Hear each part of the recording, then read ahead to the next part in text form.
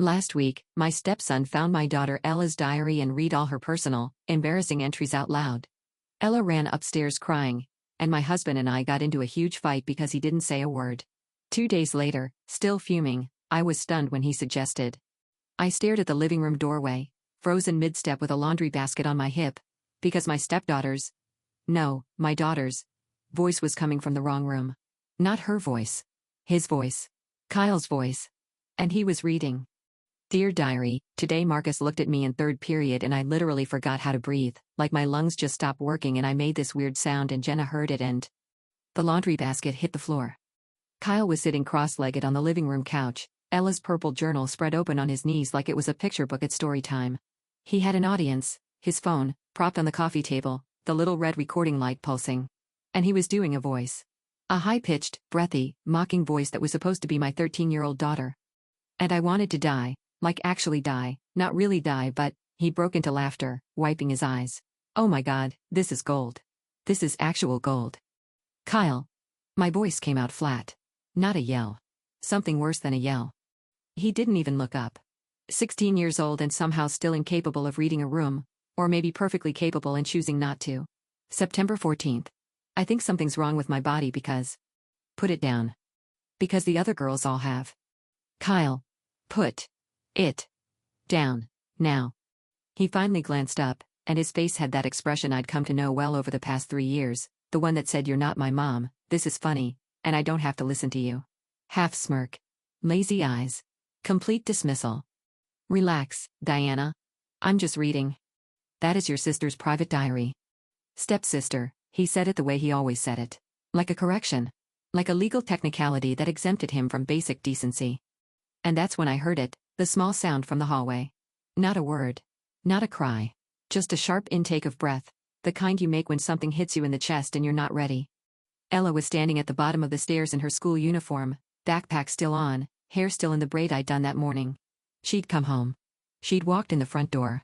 And she'd heard every word. Her face, I can't describe her face without it making me angry all over again, so I'll just say this, she looked like someone had peeled her open and hung her insides on a clothesline for the neighborhood to see. 13 years old. Her body. Her crushes. Her private, stumbling, barely formed thoughts about who she was becoming. Ela, I started. She bolted. Up the stairs, 2 at a time, backpack bouncing, and the slam of her bedroom door shook the family photos on the wall. One of them, the one from our blended family trip to the lake, the one Greg had insisted on framing, tilted sideways and stayed that way. Kyle was still holding the diary. Still had that smirk, though it had dimmed slightly. He reached for his phone. I crossed the room in 4 steps and took the journal out of his hands. Not grabbed, took. The way you take a knife from a toddler, firm, certain, without negotiation. Hey. Where did you find this? It was just sitting in her room. You went into her room. The door was open. That is not an invitation. You went into her room, you took her diary, and you sat here reading it out loud and recording it. He shrugged. One shoulder. The universal gesture of a teenager who knows he's wrong and has decided that not caring is the same as being right. Delete the recording. It's not a big deal. Delete it. Now. In front of me. You can't make me delete stuff off my phone. That's my property. And that's when I heard the front door open. Greg. Home from work, briefcase in one hand, takeout bag in the other, already talking before he was fully inside. Hey. I grabbed Ty. They were out of the pad CEU so I got. He stopped. Looked at me. Looked at Kyle. Looked at the diary in my hand. What happened? I waited. I waited for Kyle to explain. I waited for Greg to read the room, to see his wife standing rigid with a purple journal clutched to her chest, to hear the muffled crying from upstairs, to piece together what his son had done. Kyle spoke first, because of course he did. Diana's freaking out because I read a couple pages of Ela'S diary. It's not that serious. I watched Greg's face. I watched it carefully, the way I'd been watching it for 3 years now, looking for the thing I needed to see, the thing that would tell me we were on the same team. The furrowed brow. The turned head. The son, that was wrong and you know it. Greg set the takeout bag on the hall table. He looked at me. He looked at Kyle. He rubbed the back of his neck. Kyle, go wash up for dinner. That was it. That was the whole thing. No reprimand. No consequence. No acknowledgement that his son had violated his stepdaughter's privacy in the most humiliating way possible. Just go wash up for dinner, like the boy had tracked mud on the carpet. Kyle stood up, pocketed his phone, recording intact, and walked past me toward the kitchen. As he passed, he muttered something under his breath. I didn't catch all of it, but I caught enough. Something about Ela being dramatic. Greg was already unpacking the Thai food. Greg, Did you hear what I said? He went into her room. He took her diary. He read it out loud. He was recording it. I heard you. And I told him to go wash up. I'll talk to him after dinner. Talk to him. Yes. Greg, she is upstairs sobbing. He read her private thoughts, about her body, about boys, about things she has never told another living soul, out loud, on camera. This isn't a talk to him after dinner situation. He sighed. The sigh. I knew the sigh. It was the sigh that preceded every version of the same speech. You're overreacting. He's just a kid. Boys do dumb stuff. You're too hard on him. He's still adjusting. Diana, I understand you're upset. I'm not upset. I'm livid. And you should be too. He's 16. He did something stupid. I'll handle it. When? After dinner. How? I said I'll handle it. Because last time you handled it when he broke her headphones, handling it meant buying her a new pair and never mentioning it to Kyle. And the time before that, when he told her she was fat at Thanksgiving dinner in front of your parents, handling it meant telling me I was being too sensitive. Greg put down the container of green curry. He turned to face me fully, and I saw something in his expression that I'd been seeing more and more often, not guilt, not concern, but irritation. Like I was the problem. Like the real disruption to his evening wasn't his son's cruelty but his wife's insistence on addressing it. What do you want me to do, Diana? Ground him? Take his phone? Yes, both, immediately. And make him delete that recording, and make him apologize to Ela, a real apology, not the sorry you're mad kind, and make it clear that if he ever touches her things again, there will be real consequences. You're blowing this out of proportion. The sentence landed between us like a grenade with the pin still in. I felt it in my teeth. Out of proportion. She's a teenager. She'll get over it. She shouldn't have to get over it. She should never have had to experience it. Diana. You didn't say a word. He blinked. He was sitting there, reading her diary out loud, filming it, and you walked in, and you said nothing. Not one word to him about what he did. You told him to wash his hands. Like he'd been finger painting. I was processing. There is nothing to process.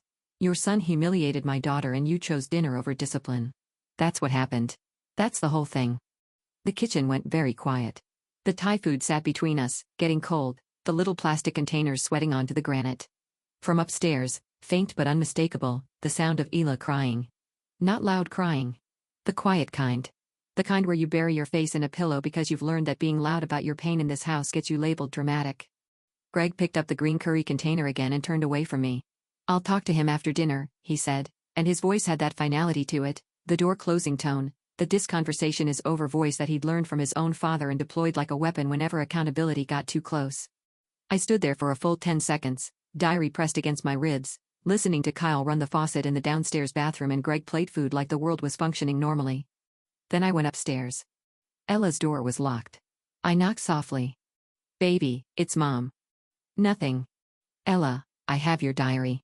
He doesn't have it anymore. And I'm not going to read it. I'm going to slide it under your door right now, okay? I got on my knees and pushed the purple journal through the gap. I heard her move. Heard her pick it up. Heard the bed spring shift as she sat back down. He recorded it, she said, and her voice was so small, so utterly flattened, that I had to press my hand against the doorframe to steady myself. I know. I'm going to fix that. He was doing a voice. Like I was stupid. You're not stupid. Everyone's going to see it. He's going to send it to people. He's not. You don't know that. She was right. I didn't know that. And that was the part that kept me standing outside her door for another 5 minutes after she stopped talking, my forehead against the wood, doing math in my head that I didn't want to be doing. Dinner didn't happen. Not really. Greg and Kyle ate Thai food at the kitchen island. I made Ela a grilled cheese and brought it upstairs on a plate with apple slices, and she let me in and we sat on her bed and didn't talk about it. She ate half the sandwich. She asked me if she could sleep with the door locked. I said yes. She asked me if Kyle had deleted the video. I said I'd make sure. I went back downstairs at 9. Kyle was in his room. Greg was watching something on TV, some documentary about bridges, the volume low, his feet on the ottoman. The picture of normalcy. The portrait of a man who had decided that if he ignored a problem thoroughly enough, it would reclassify itself as resolved. I stood in front of the TV. We need to talk about what happened. Diana, I told you. I talked to him. You talked to him? Yes. What did you say? I told him it wasn't cool and he shouldn't do it again. Not cool. Yes. Greg, your son committed what in many states would be considered a violation of privacy. He potentially has footage of himself reading a minor's private diary that he could distribute. And your response was not cool. What do you want, a tribunal? He's a kid. He's 16. He knows right from wrong. He chose wrong, and you chose to let him. I didn't let him, I addressed it. Did he delete the recording? Silence, Greg. Did you ask him to delete the recording? I told him not to share it. That's not the same thing. He said he already deleted it. And you believed him. Why wouldn't I? Because 3 months ago he told you he wasn't the one who put Ela'S toothbrush in the toilet, and you believed that too, until I found the video he'd taken of himself doing it and sent to his group chat. Greg's jaw tightened. I could see the muscles working, the effort it took him to not raise his voice, to stay in the register of calm rational husband instead of sliding into the one where he actually had to reckon with the pattern. You're keeping score, he said quietly. I'm keeping my daughter safe. She's safe. She's fine. She's upstairs in her room. Crying. And tomorrow this will all blow over. It won't blow over for her. You know how I know? Because I was a 13-year-old girl once, and if someone had read my diary out loud, I would remember it for the rest of my life. She wrote about her body, Greg. About puberty. About boys. The most vulnerable, private, terrifying things a girl that age goes through, and your son turned them into content. He didn't respond. He reached for the remote. He actually reached for the remote, like he was going to turn up the volume on his bridge documentary and float downstream away from this entire conversation. I took the remote off the coffee table before his fingers reached it. I need you to look at me and tell me you understand why this is serious. He looked at me. But the thing behind his eyes wasn't understanding. It was calculation. It was how long do I have to perform engagement before she lets this go? I understand it's serious, he said, with the practiced cadence of a man reciting someone else's words to end an argument. Then act like it. I'll talk to him again tomorrow. Tomorrow, yes. When everyone's calmed down. I left the room. Not because I was done. Because if I stood there one more second, I was going to say something that couldn't be taken back, and some part of me, the part that still wanted this marriage to work, the part that had moved my daughter into this house and promised her we'd be happy, that part put a hand over my mouth and walked me upstairs. I didn't sleep that night. Not really. I lay in the guest room, yes, the guest room, because I couldn't be next to him, couldn't feel his breathing, couldn't pretend that proximity was partnership, and I stared at the ceiling and I ran scenarios. The next morning, Greg acted normal. Of course he did. He made coffee. He hummed. He asked if I wanted eggs. The audacity of eggs. The sheer, staggering nerve of offering scrambled eggs as though the household hadn't fractured along clean lines the night before. I said no. Ela came downstairs late, eyes swollen, moving carefully the way she did when she felt exposed, like she was trying to take up less space. She didn't look at Kyle. She didn't look at Greg. She took a granola bar from the pantry and went to wait for the school bus on the front porch, 15 minutes early, in January, rather than sit in the same kitchen as the boy who dissected her inner life for laughs. Kyle came down 10 minutes later, completely unaffected, hoodie, earbuds. Grabbed a banana. Walked past me without a word, past the spot where his stepsister had been standing when she'd heard him reading her most private thoughts in a baby voice, and out the door to the same bus stop. I watched him through the kitchen window. He was on his phone. He was laughing at something on his phone. Greg kissed the top of my head on his way out. Have a good day, he said, like a hostage negotiator trying to re-establish rapport. I didn't answer. Day 1 passed. Ela came home, went straight to her room. I brought her a snack. She changed the hiding place of her diary. I didn't ask where. She asked if she could get a lock for her room. A real lock, not the push-button kind. A keyed lock. I'll look into it, I said. Mom. Yes, baby. He showed people. My blood went cold. Not a figure of speech. Actual physical temperature drop, starting at the back of my neck and racing down my spine. What do you mean? Brianna texted me. She said Kyle sent a video to a bunch of people. Of him reading my diary. She said some of the boys from his grade were quoting it in the hallway. I sat down on her bed. My hands were shaking. I folded them in my lap to hide it, because she was watching me, and she needed me to be the wall between her and this, and walls don't shake. Which boys? I don't know. Brianna didn't say. Mom, they know about Marcus. They know about the other stuff. The other stuff. The body stuff. The puberty stuff. The am I normal, is this normal, why is this happening to me stuff that every girl writes in the dark at midnight because she can't say it out loud. Okay, I said. Here's what's going to happen. You're not going to worry about this. That's my job. I'm going to deal with it. How, completely. She looked at me, and for the first time since this whole thing started, I saw something other than humiliation in her eyes. I saw a question. Are you actually going to do something, or are you going to argue with Greg again and then nothing changes? Fair question. She'd been watching. Kids always watch. I mean it, Ella. This ends today. She nodded. She didn't fully believe me. I could see that too. I went downstairs. Day 2. Greg wasn't home yet. I had about 90 minutes. I used them. First, I called the school. Not the front desk. The principal. Dr. Warwick. I'd met her once at back-to-school night, a brisk woman with short gray hair who'd opened her remarks by saying, I don't tolerate nonsense and neither should you. I'd liked her immediately. Dr. Warwick, this is Diana Mercer. My daughter Ella is in 7th grade. My stepson Kyle is a junior. I need to report something. I laid it out. The diary. The recording. The distribution. The hallway quoting. I kept my voice level. I gave facts, not feelings. I'd learned a long time ago that the fastest way to get institutional action is to speak the language of liability. Mrs. Mercer, if what you're describing is accurate, this falls under our cyberbullying policy and potentially under state harassment statutes for minors. I'm aware. We'll need a formal written report. I'll also want to speak with both students separately, and I'll need whatever evidence you can provide. I'll have Ella screenshot anything she's received. And Dr. Warwick, I want this on Kyle's disciplinary record, formally. A pause. You understand he's your stepson? I do. And you're requesting formal disciplinary action? I am. All right? I'll begin the process tomorrow morning. Second, I texted my friend Laura, who was a family attorney. Not for legal action. Not yet. For information. I wanted to know what my options were if Kyle had distributed that video more broadly.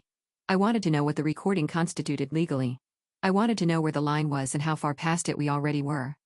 Laura called me back in 20 minutes. What she told me was not comforting, but it was clarifying.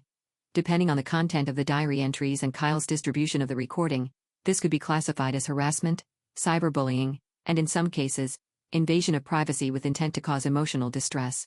She said if I wanted to pursue a formal complaint, she could help. I said let me see how the next 24 hours go.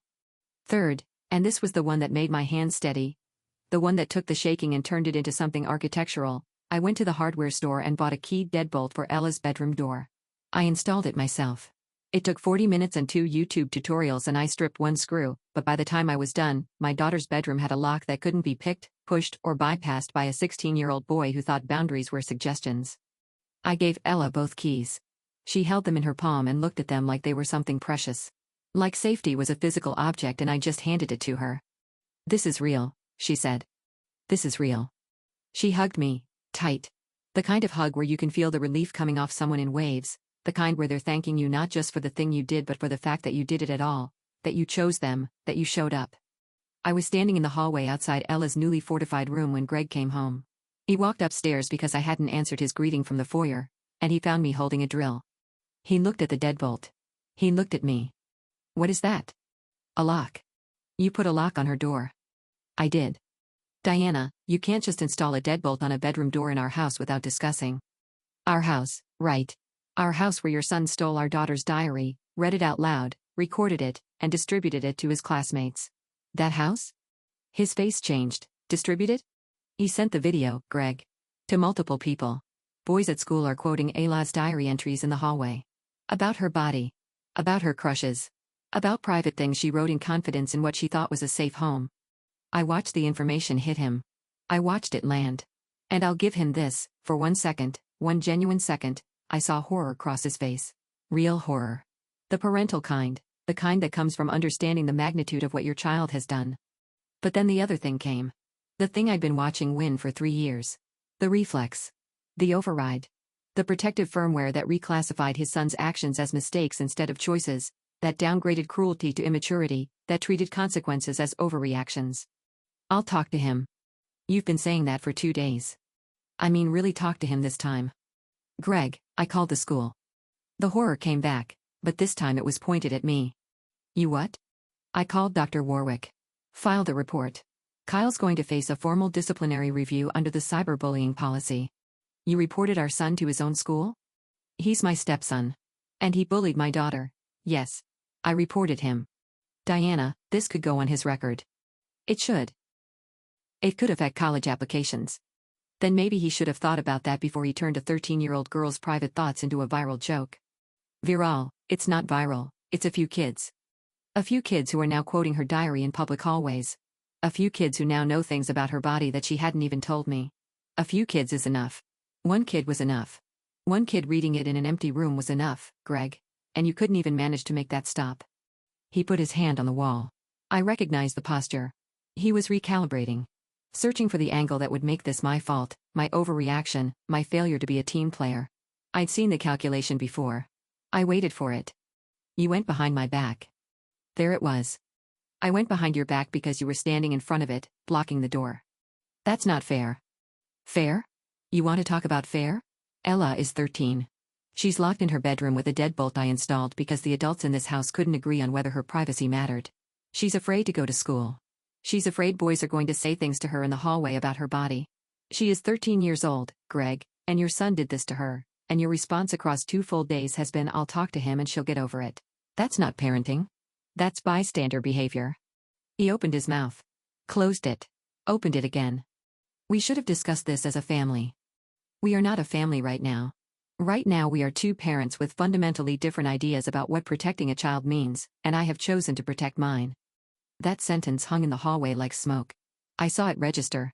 I saw what it cost, not me, but the idea of us. The concept of the blended household, the merged lives, the we're all in this together narrative that Greg had championed from day one and enforced with the same casual authority he brought to everything else, lightly, without accountability, and only when it served him. Diana. I also consulted an attorney. He went very still. A family attorney. About Kyle's recording and distribution of Ela'S private diary entries. About what that constitutes legally. About what my options are. You're threatening legal action against a 16-year-old? I'm informing myself. There's a difference. But if that recording surfaces anywhere else, online, in a group chat, on social media, I will not hesitate. And the attorney agrees that I'd have standing. Greg's face had gone a color I'd never seen before. Not red. Not white. Something in between. The color of a man who has just realized that the situation he dismissed as trivial has grown teeth and structure and legal vocabulary. I can't believe you did all this without telling me. I can't believe I had to. He didn't sleep in our room that night. He slept in the guest room. Or didn't sleep, I don't know. I didn't care. I slept in our bed for the first time in 2 nights and I slept like a stone. The next morning, I was making Ela'S lunch, turkey and Swiss, extra pickles, the way she liked, when Greg came into the kitchen. He was dressed for work but hadn't left. He stood by the island and cleared his throat. I've been thinking. Okay. Maybe we should get Kyle into some kind of counseling. To deal with his behavior issues. I kept spreading mustard. That's a start. And maybe, I was thinking, maybe Ella could use some counseling too. To process what happened. I put the knife down. I turned around. You want to send the victim to therapy. Not instead of Kyle. In addition to. Greg, she doesn't need therapy. She needs the adults in her life to act like adults. She needs her stepbrother to face consequences. She needs her stepfather to care about what happened to her as much as he cares about what might happen to his son's college applications. I do care. Then show her. Not me, her. Go upstairs right now, knock on her door, and tell her that what Kyle did was wrong. Tell her you're sorry you didn't act sooner. Tell her you're going to make sure it doesn't happen again. Can you do that? He stood there. Coffee in hand. Tie slightly crooked. The portrait of a man being offered a clear, simple, achievable path to partial redemption. I'll talk to her tonight, he said. Tonight. Always tonight. Always later. Always after the urgency has passed and the wound has started to scar over and the apology can be delivered at room temperature instead of when it might actually mean something. Fine, I said. Not because it was fine. Because I was done waiting for him to be the partner I needed. He left for work. Kyle left for school. Ella left for school, slowly, with her hood up, walking like someone heading into territory she wasn't sure was safe. I stood in the kitchen alone and made a decision. At 2 p.m., my phone rang. Dr. Warwick. Mrs. Mercer, I wanted to update you. We've completed our initial review. Kyle admitted to recording and sharing the video. We recovered evidence from 2 students' phones. He'll be facing a 3-day suspension and mandatory participation in our restorative justice program. He's also been removed from the baseball roster pending a conduct review. Thank you. There's more. 2 of the boys who received and further shared the video will also face consequences. And we're implementing a support plan for Ela, a counselor check-in, a safe person she can go to during the day, and we've spoken to her teachers about monitoring the situation. I appreciate that. Mrs. Mercer, I want you to know, you did the right thing by calling. A lot of parents in blended families hesitate to report a stepchild. You didn't hesitate. No, I said. I didn't. I hung up and sat at the kitchen table with my hands flat on the surface, palms down, like I was holding the house in place. Greg found out about the suspension before he got home. Kyle called him from the principal's office. I know this because Greg called me from his car, and the conversation lasted under 2 minutes. You got him suspended. He got himself suspended. This is going to follow him. It should. Diana, I asked you to let me handle this. And I gave you 2 days. 2 full days. 48 hours in which your handling consisted of not cool, an unverified claim that the video was deleted, and a suggestion that we send the victim to therapy. That's what your handling looked like. So I handled it. We're supposed to be a team. A team requires 2 players, Greg. I've been the only one on the field. He hung up on me. First time in our marriage. I stared at the phone for a moment, then set it down and went to check on the deadbolt. It was fine, solid, holding. Greg came home at 6. Kyle came home at 6. Same car. Silent entry. Kyle went straight to his room, which did not have a deadbolt, and closed the door. Greg stood in the foyer with his coat still on. We need to talk, he said. Agreed. He walked into the living room. I followed. He didn't sit. Neither did I. I think, he said slowly, like he was constructing each word from raw materials, that we should consider some changes to how things work in this house.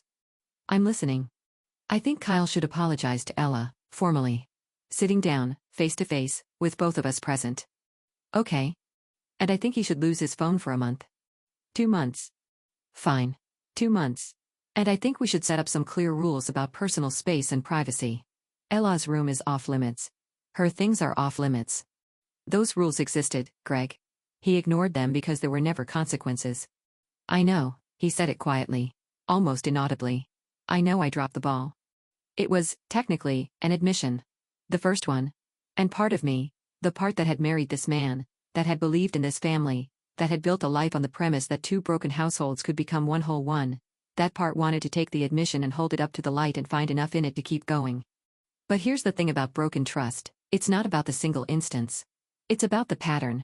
And the pattern with Greg was this: crisis happens, he minimizes, I escalate, he resists, I act alone, consequences land, and then he shows up with a plan.